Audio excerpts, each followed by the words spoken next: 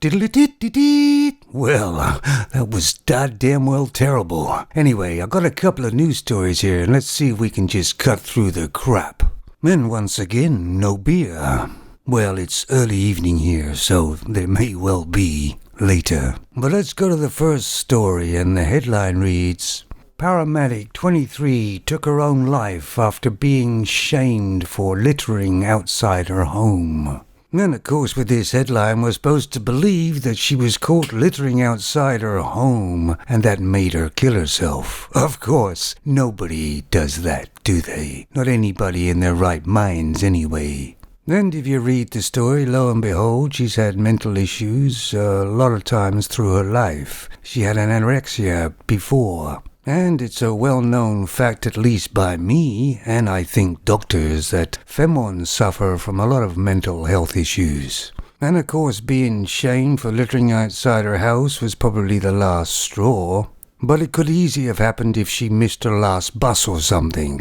She obviously wasn't getting the help that she needed. And if you look at the picture of her, she was a modern femon. She had the tats and a nose ring, which signifies usually that she's the new breed of femon. It is unfortunate that she took her own life at 23 years of age. It does seem such a waste. But you must remember, guys, when you date a femon, and nowadays, and she's probably been with 50, 60 men, you're not just dating this femon, you're also dating all those 60, 50 men, and all the baggage that carries along with it. A lot of women in their younger years are emotional wrecks, aren't they? And I don't see why we have to deal with something maybe a man, say 10 guys ago, did to her. Now, I can't quite remember the exact sort of amount, but there's loads of femons in the United States that are on medication for mental health problems. Then once again, they're putting these femons in places of power. But anyway, my feelings do go out to her family. And I guess her family didn't notice how serious her mental health situation was. Otherwise, I'm sure they would have done something about it. Well, that's the trouble with these mental health issues.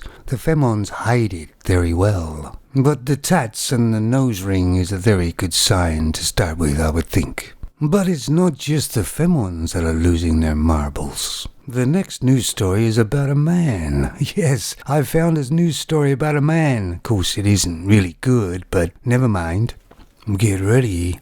World's most pierced man has 258 studs on his penis and still has great sex life. Yeah, I doubt it.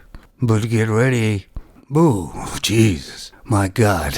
What the hell is that? Man, as you know, I'm not a femon. At least, hang about, let me check. I'm eating 2 veg. No, I'm a man. But how could you even begin to be attracted to that? Unless you are a magnet. Apparently, he has 453 piercings. He's in the Guinness Book of Records. He's 61 years old, and he works for a telecoms company. Obviously, not out and about. He has to be stuck in an office somewhere, thank God. So even men, of course, can have mental health problems, of course, because there's something obviously wrong to want to look like this. And it's usually, I find, is people with low self-esteem and they want to just try and build themselves up with something external usually, because they don't think they're unique themselves, so they have to try and be unique. And of course he's all covered in tattoos as well all over his body. He's had his eyes done and obviously some horns put in his head, as you do, you know. I mean, each to his own, but to me he looks like a freak. Something you'd see at a carnival many, many years ago. And of course it is a mental health issue. It's an addiction, isn't it? Like gambling or like drinking. It must be kind of difficult even just to eat something, I would imagine. And don't tell me the femons are flocking around him all over the place. I bet you he pays for it. Of course, we all pay for it, don't we? And apparently he's from Germany and didn't get his first piercing until he was 40 years old. So there's a chance for me yet. But in the modern world, it's by far the femons that are getting the tats and the rings and God knows what else, isn't it? And I wonder how much they all weigh. You know, the world is a bit of a sick place when people are letting other people do this sort of thing to their bodies. But I guess each to his own. Not my cup of tea for sure. Is it yours? Now here's another story that I knew was gonna happen.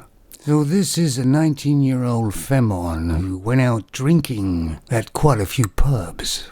She had quite a lot to drink, and I guess she started feeling dizzy and funny after a while, and she had to be pushed home in a trolley.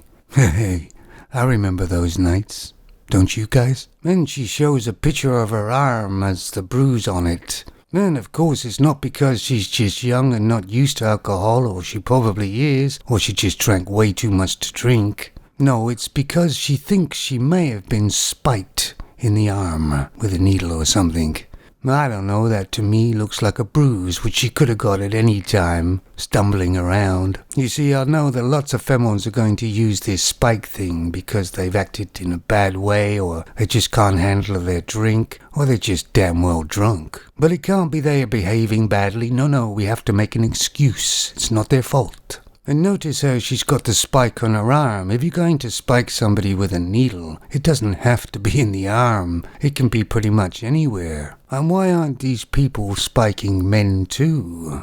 It's amazing how come they don't do men. Now I remember a few stories in Thailand where some guys or a guy went back with this girl he didn't know, and then all of a sudden she got him a drink, and then he just passed out. And he woke up in the morning, pretty druggy, and all his valuables were gone. Funny that, isn't it? It's not so widespread happening now, but it did happen quite a lot when I was there. And what they put in the drink isn't acting like as if you were drunk. It just actually knocks you out for sometimes 11 hours. But anyway, there'll be a lot of these sort of stories where femons think they've been spiked, or needled.